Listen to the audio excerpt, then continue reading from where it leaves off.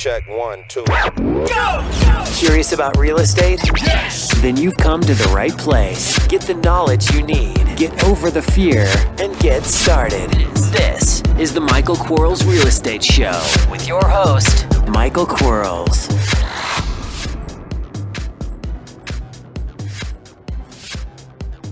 Hello, everybody. Michael Quarles with the Michael Quarles Real Estate Show. Welcome to Thursday, if I have my days right. You never know sometimes.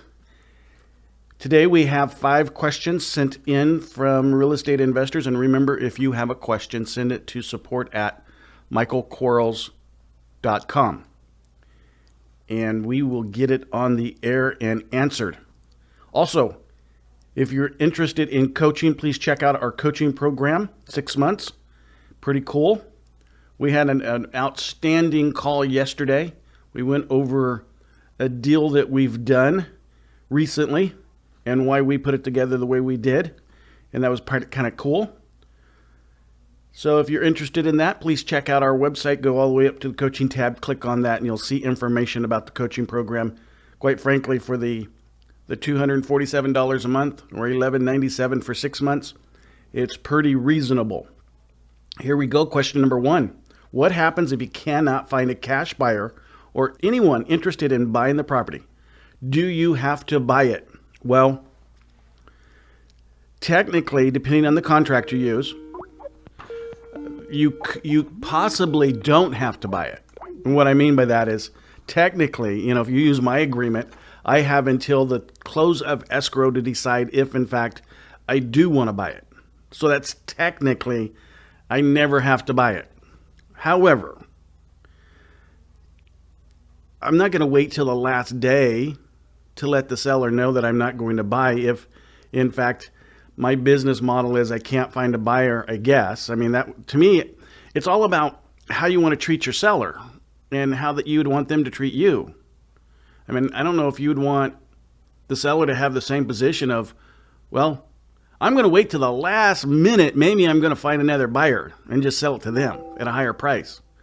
Because that's kind of the reverse logic. I mean, if you're getting into contracts without the ability or wherewithal, and the ability is not necessarily having the money, but the ability is finding the money, finding those folks. And you don't have the wherewithal, meaning you don't have the money, but you're just getting into contracts to have contracts. Well, we don't want to do that. I mean, we don't want to do that to our industry. I mean, that kind of stuff is what gives our industry a bad name. And it makes those of us that don't do it that way, when we go out to see a seller, someone else's lack of performance, that jumps onto us because we're all classified as real estate investors. It makes it tougher for us because then people don't think we're honest. Let's face it, if you're a seller and you went into contract with a buyer who just strung you along and gave you no excuse except, I don't have a buyer yet, and then at the last minute they pulled the plug on you, you're probably not going to sell it to another investor. You don't want to do it with a real estate agent, so what are you going to do? I mean, man. So I guess technically you can.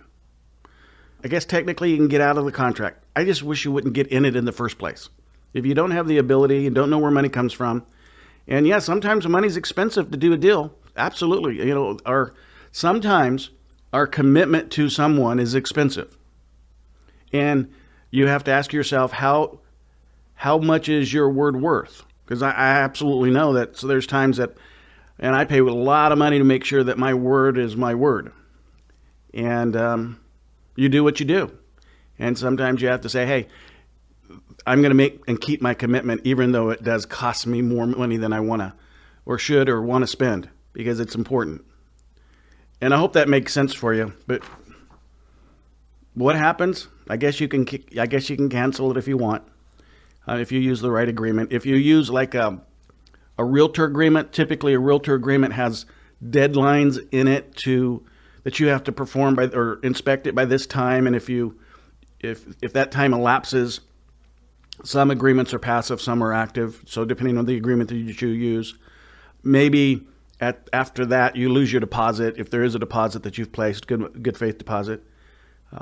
But I just would rather you not get in that situation in the first place. Question number 2, does it matter if the seller sees how much profit you're going to make on a deal? Wouldn't they feel hustled if they could make an extra $10,000 on the property? Well, first of all, please don't only make $10,000 on a property. Please make more than that. Yeah, there are many deals out there, and $10,000 looks really good to a lot of us. I am not going to walk over $10,000.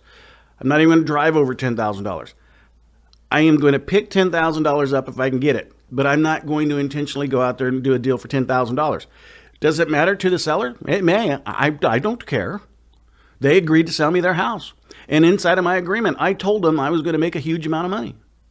You can download my agreement on my website. Just go to michaelquarles.com and you can see my 3-page agreement. And you can see the paragraph that says, I'm going to flip your property and my intention is to make a huge amount of money. And if I do, that's my money. And huge is bold and the biggest word on the page. And I mean, I'm just super honest with these folks. So does it matter to them? It may. I haven't had anybody yet cancel a closing or cancel an escrow because of it. I had someone get frustrated a little bit when he saw, the flyer box with the price tag of $60,000 higher in the flyer on the flyer than what he agreed to sell to me. And I simply explained to him, I'm hoping so. I hope I make $60,000, but here's what's going to happen. You're going to get your money on the day of your choice, the amount of money that you agreed to, that you deemed that was fair, that would create a win-win opportunity for both of us. I'm hoping I'm going to make more money, but you know what? I could lose money too. And I'm not going to go back to you if I in fact do lose money and ask you to give me that money back, because we made an agreement to buy your house at X value. And you explain it to that and people kind of get it. That's why I think it's important to be super honest in your contracts with folks. Tell them what you're doing. Who cares? Yeah, you can assign it. Who cares? I'm going to put it in multiple listing service. Who cares? I'm going to do all kinds of stuff to it once I have the right to buy it. No, this is my job. This is what I do. I mean, anybody that thinks they go into Walmart and buy anything and think that Walmart's not making money on it, they're crazy, because Walmart happens to be like the biggest company in the world, isn't it? I mean, if you think about it, the 2 richest females in the country, and they have like $30 billion apiece, are heirs of the Walmart family. You think they get that $30 billion because they were doing bake sales? No. They bought a product, they sold that product for more than they bought it for. That's what we do. We're just in a business. Our business is buying houses. We use our expertise and all the money that we spend on training to do what the seller can't do on their own. So, every time you go and buy something or you hire someone to do something, I guess you could, do it yourself and save money if you could, but maybe you can't. Maybe you don't have time. Maybe you procrastinate the situation so much. Maybe you're just, in a dire need, and my money is better served in your pocket than that house is deeded to you. So, you exchange it. You exchange your house for my money, and the value of my money exceeds the value you've placed on your property, or the value that everybody else has placed on the property. So it's no big deal. I mean, guys and gals, stop hiding from folks. Really, it's okay. We can be truthful. We can be honest. Thanks for listening. We'll be right back. Are you running out of leads? It's time you tried Yellow Letters at yellowletters.com. Get motivated seller leads through yellow letters, postcards, zip letters, typed professional letters, greeting cards, door hangers, and business cards. Yellow Letters is a full-service marketing company created with your success in mind. Get the personal attention you need to get your direct mail campaign started, and get in touch at yellowletters.com. And we are back in 3, 2, 1. Question number 3. How do you find distressed sellers? Well, I like direct mail, but color me stupid there. Maybe I'm a little bit biased, or a lot biased, but I do own yellowletters.com, and we send out millions and millions and millions of pieces of mail for real estate investors, so I know it works. I know it works for me because my Alex answers the phones. I'm sorry. And we buy houses. Yesterday we got 3. Not a bad day, I guess. Sometimes that's a slow day. Yesterday was not bad. I liked it. And so we just send them mail, But here's the reality of it. Is you don't have to send a piece of mail out at all to find a distressed seller, as long as you ask enough people politely. You can't go up to strangers and bug them, but you can politely go up to strangers and ask them who they know that's looking to sell a house. You can on purpose take action, if you don't have any money for direct mail. And I had Bright House, which is our local cable TV company in our city, Bakersfield, California. I had them in my office yesterday. I'm going to start spending $10,000 a month on TV. Yeah, I decided to do it. When I have 41,000 houses out of 116,000 that have an equity position, yeah, I can start justifying the 10 grand on TV again. It's been a long time since I've done TV, but yeah, I'm going to hit it. I'm going to hit it hard. A $10,000 presence on cable TV. I'll be top of mind in a heartbeat. And I like that kind of stuff, because when I'm top of mind in a heartbeat, that means I can offer less, because I have more people who want my money. And so, it's a supply and demand kind of thing. And I love it. I love it. But until recently, I didn't see the economics of TV again. But I'm going to start finding distressed sellers that way. But most people don't have that kind of a budget. That doesn't mean I'm going to stop my direct mail. Doesn't mean I'm going to stop my pay-per-click. Doesn't mean I'm going to stop my Facebook ads. It just means I'm going to add another avenue of lead generation. But if I didn't have any of the money that I have to market with, I would just go out there and tell people, join your Chamber of Commerce, join your Young Republicans, Old Democrats, whatever it is club, and start meeting and greeting. Wherever you go to lunch, don't go to the same spot every day. So that, if you go to the same spot every day, you don't meet anybody new. So if you go to a different spot, even if it's just the person taking your sandwich order, tell them you buy houses for a living. I don't care if they're 13 years old. They still know somebody. You never know. But the more you say what you do in public to strangers that you don't know, the more people have a chance to overhear you that you don't know also. And you may need to replay that to understand the clarity of that statement. However, so how do you find distressed sellers? You actively look for them. You do it on purpose. Here's what I can guarantee you. Not that it's not a possibility, but I'm thinking it's a highly impractical possibility. I think you shouldn't rely on it, but you might. I don't think you're going to get someone calling you up who thought they dialed their best friend, and so you're a wrong number, and then you say, "Oh, I buy houses for a living. Do you have a house you're hoping to sell?" Well, gosh darn it, I do. Now I don't think you're going to get that phone call. You might. I just don't think you're going to. So if you're not going to get the phone call by accident, you have to do things on purpose. You just have to go out there and find the person who wants to raise their hand and say, "Yeah, I want to sell my house." So we do it from direct mail, we do it for pay-per-click, we do it from Facebook, and I'm going to blow up the TV sets locally with my message. And it's not a bad little message. It really isn't. Not a bad little message at all. Commercials done correctly are really cool. I can run my half-hour infomercial spot on TV. Well, get this. It's like $15 for a half an hour spot. Oh my gosh, I'm sharing way too much. But it's $15 like for half. It depends on how much you buy, naturally. It's all about how much you want to give them. For a half an hour spot. Man, you just do a 15-minute double loop. So you're just looping a 15-minute commercial, make it into a 30-minute commercial. And it's, about buying your house. Tell them all the reasons why, they should pick you and all the situations in which you buy houses. That's all it is. There's places that you want to make sure you do and do not buy, the spot. And maybe in your area, it's $100. Who cares? And so I'm not going to do all exclusively infomercials, by the way, because that by itself is, although it's a marketing tool, it's more of a reinforcement than it is a call to action. I want call to action ads coming out because I want my phone to ring immediately, not long term down the road. And infomercials have a tendency of being that, especially in the real estate business. But anyway, I'm rambling. I apologize. Question number 4.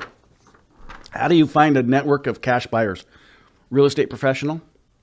real estate professional. You can also do this. Go to your list provider, go to ListSource, go to yellowletters.com, and ask it for, let's take the last 12 months because I think that's appropriate. Ask it to show you all the cash buyers in the last 12 months. And yeah, it's not going to have those tabs like, click here for all the cash buyers in the last 12 months, but there's ways to manage the filters to produce that result. And then don't dedupe the list. So it's important that, because one of the things that allows you to do is remove all the duplicate John Doe's kinds of things. And because, why do you need the name twice? Well, in this case, you do because you want to know if they're aggressive and actively doing it from a cash buyer perspective. And hunt those folks down. It's not hard to find them. Can I give you a secret? I'm going to share something with you. Boy, I'm in a funny mood today. I apologize for everybody laughing at me. If you Google them, you can't find them. You smoke signal. You do things like that. They don't respond to your smoke signal. Drive over to one of the houses they own that they bought. Knock on the front door and say, "Is so and so live here?" And they go, "Oh no, he's our landlord." "Oh, he is. Oh man, I haven't seen him since high school. I've been trying to track him down and say hello to him. Do you know how I can get a hold of him?" Come up with whatever question or statement you want to come up with. I'm not saying you should lie to people. Maybe you just say, "I'm looking for so-and-so. Do you know how to get a hold of him?" But, there's ways to find people. Maybe the person says, "Oh, I don't want to tell you my landlord's phone number." Okay, can I give you my phone number to give to your landlord? Okay. And then go to the next house they bought. You're going to find them. You're going to find their home address. Go put a business card on their front door. Go be polite. It's okay. Maybe it's a P.O. box, so you can't do that. You can find them if you really wanted to find them. All right? You really can. And so that's what I do. If I wanted to build my network of cash buyers, I'd do it that way. I'd call all those Craigslist ads. Those are going to be all investors like us, but maybe the one or two of them are going to be cash buyers. I'd start calling all the bandit signs and seeing if any of those people are cash buyers or if they're just investors like ourselves. And there is a difference between a professional cash buyer and investor and most other investors. Not putting anybody down, don't mean it that way, but there is a difference between that investor that is a cash buyer, that's a repetitive buyer. Some may use Craigslist, some may use bandit signs. I'm not thinking that a lot of them are going to, but some of them may do it. So, find out that way. Go to your RIA clubs and find out. And but I think ListSource or yellowletters.com, it's going to be the fastest resource for you to find those folks that are actively purchasing and especially the ones that are doing it multiple times. So that's what I would do. What is the difference between wholesaling and wholetailing? The amount of money you make. So the wholesaling is now people use the word wholesaling, but they really mean assigning. So the difference between assigning and wholetailing is on assigning, you're getting a contract at 60, 70% of value, and you're selling that for a percentage of the potential profit to another investor who's then going to take it and do whatever they need to do to it and make money. Wholetailing is finding that same property, putting it under contract at the same value,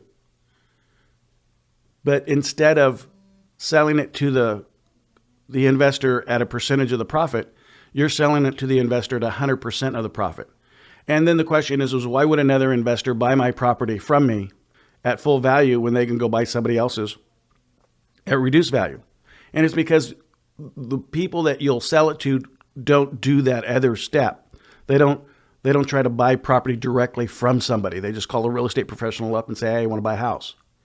And when they can look at some sweat equity or some earned equity from rehab and repair, it's advantageous to them because they're not us. They're investors, but they're not our style of investors. And 75% of the people out there use a realtor. So let's face it, that's your biggest buyer pool. So wholesaling is selling it to somebody who's going to pay you 100 cents on the as-is condition, which is different than the ARV. Because you could have an ARV of 200 and an as-is of 150, and the ARV be profitable so for someone to buy that property at 150, rehab it, and now it's worth 200 because the cost of actually rehabbing it isn't the $50,000 spread. And rather than, all the work is in marketing. I mean, all the work is in finding the deal. Doing the deal is the easy part, okay? I know that everybody tells you that it's the hard part and tries to get you to go that route. Well, it's not the hard part. It's the easy part. The hard part is doing what you've already done in order to wholesale, or assign in this case. So if you've done the hard part, get paid the hard part money. And 10% of the potential profit is not enough. But if it is for you, then do that. But it's not enough, okay? You're worth more than that to the deal. You're worth at least a third. You're worth at least a third. At least. Now, you may not have that position power because you don't know what you don't know. But you're worth at least a third. I think you're worth 100%. I think you're worth all of it. And when you learn how to do it the way where you're selling it for all of the money and the steps that you have to take, then you'll make more money. Let's face it, if you're a wholesaler or an assigner and your spread is 10% of the potential profit, I have to do one house, you have to do 10 to make the same amount of money. Think about that. You have to do a lot more work than I do. Well, I'm not that I'm lazy, but I just like the idea of only buying one to make 10 times the money that a wholesaler or an assigner does. Enough with that, guys. I enjoyed that one. That was fun. Keep those questions coming. If you have a question, remember, send it to support@michaelquarles.com. Appreciate you guys. Talk to you tomorrow. Take care. Bye-bye. Thanks for listening to the Michael Quarles Real Estate Show. Get more info and stay in touch at michaelquarles.com.